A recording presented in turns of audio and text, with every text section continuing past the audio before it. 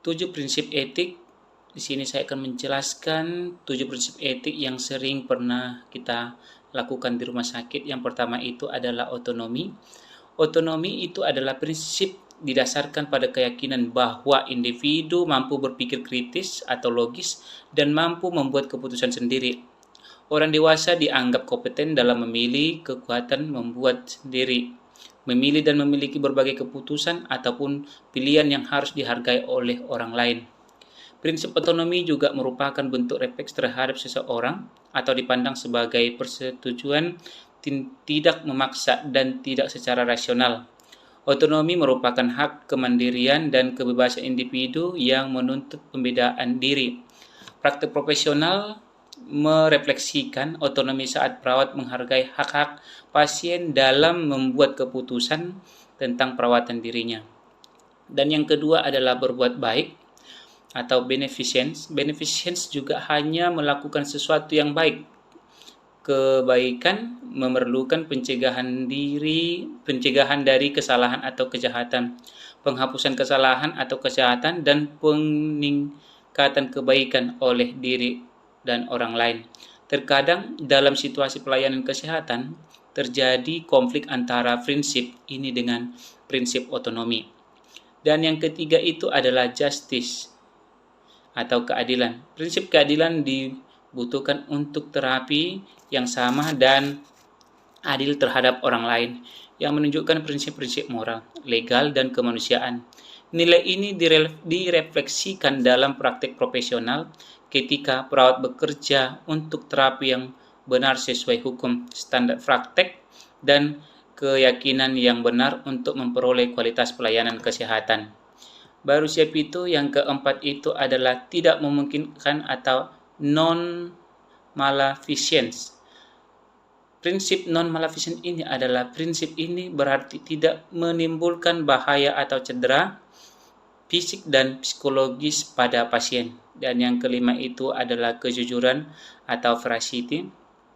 Ini prinsip berarti penuh dengan kebenaran. Nilai ini diperlukan oleh pemberi pelayanan kesehatan untuk menyampaikan kebenaran pada setiap pasien dan untuk meyakinkan bahwa pasien sangat mengerti.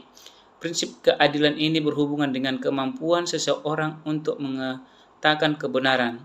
Informasi harus ada agar menjadi akurat, komprehensif, dan objektif untuk memfasilitasi pemahaman dan penerimaan materi yang ada, dan mengatakan yang sebenarnya kepada pasien tentang segala sesuatu yang berhubungan dengan keadaan dirinya selama menjalani perawatan.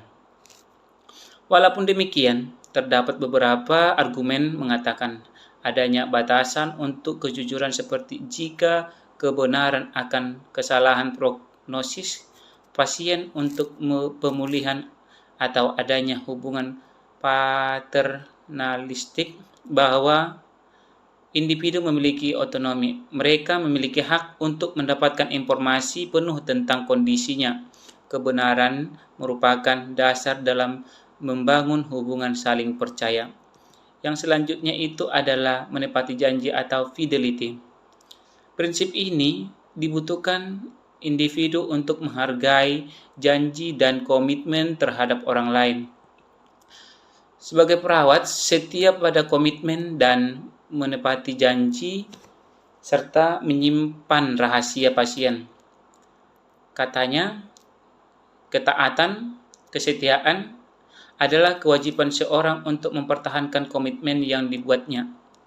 Kesetiaan menggambarkan kepatuhan perawat terhadap kode etik yang menyatakan bahwa tanggung jawab dasar perawat adalah untuk meningkatkan kesehatan, mencegah penyakit, memulihkan kesehatan, dan meminimalkan penderitaan.